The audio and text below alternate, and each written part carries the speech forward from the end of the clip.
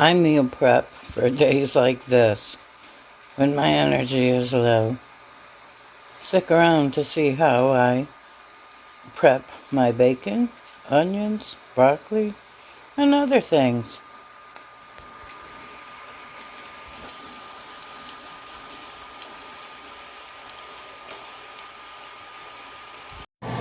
Yeah, found broccoli on clearance, and I love it when we find that. Makes it cheaper. What I do is I just cut some of these big pieces. Takes them longer to cook. And I'm gonna bag them separately, enough for a meal and freeze them. And some prep work that'll save me time later. And I always like fresh vegetables that are frozen rather than the canned. But I get it. Sometimes you gotta do the cans. This is a simple, basic meal prep that I do. It's nothing fancy. Just doing small things that save a lot later, right? Okay. Now I will chop onions all at once. When the bills hit me, it really screwed up everything, but it screwed up the salivary gland in my nose. So I can't breathe through my nose, can't smell things through my nose. So repping onions doesn't bother me. I don't cry, there's no watery eyes, no nothing, right?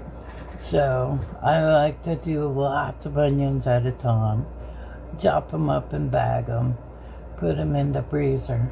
But if I really have a lot of onions to do, I put them in the dehydrator. And when they're done they're either used for minced onions or onion powder.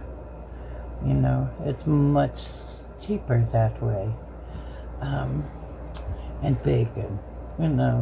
Bacon is outrageous now.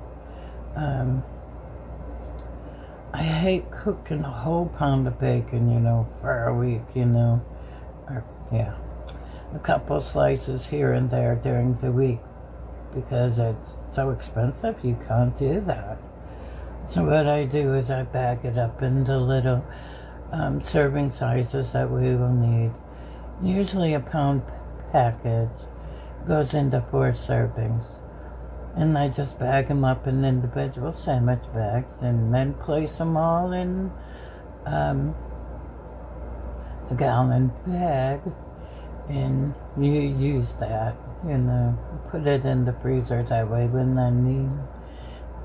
I desire a little bacon with breakfast or lunch or whatever, I can just pull a little bag and we're good to go. It's because they're small packages, they unthaw very easily.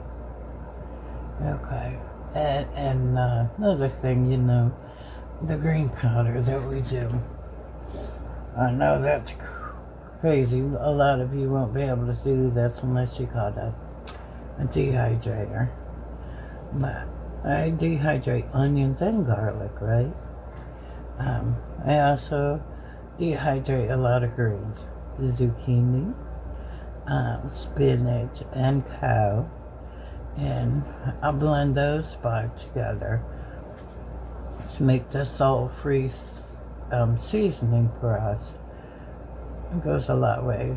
I know you can buy one in the store that's salt-free servings. You know what I'm talking about. That are outrageous. This is cheap for me to make.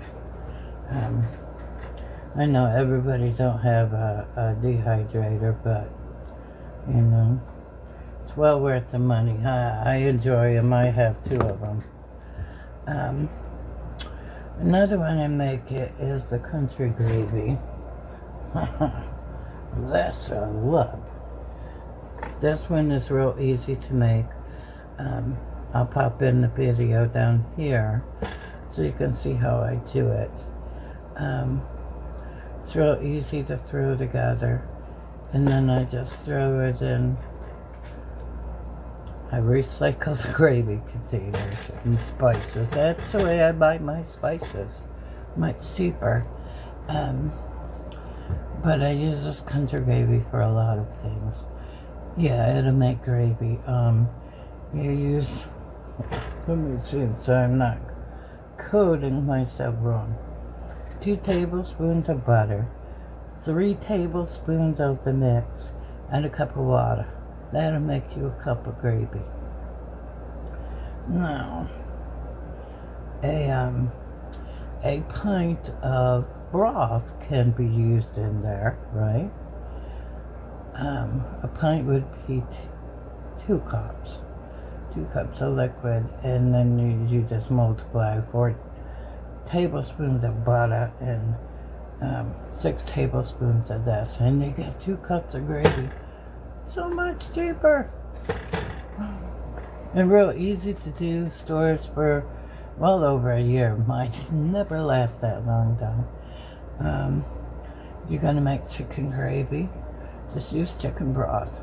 I've done it with turkey, ham, beef, and chicken. I have all those broths. I make all those broths myself, and I freeze the meat so I can pull out chunks of meat and throw it in the gravy, and you got a from scratch gravy, and that beats the hell out of a lot of stuff. Anyways, basic prep like this helps me pace myself with my energy limits, but I like using the gravy mix when I want, just mashed potatoes and gravy and biscuits. I can do it kind of quick and easy, and it's from scratch. Yeah, I have a basic biscuit mix that I make too. I'll go ahead and put that one down there too, along with this country gravy mix. Country gravy mix, by the way, can also be used as a white sauce. Just add your cheese to it, dump it on your macaroni, make a heck of mac and cheese. If you're cooking with low energy, every step counts. You don't need to do everything at once. These little preps you do ahead of time are going to help you on the low energy days, so you're still eating good.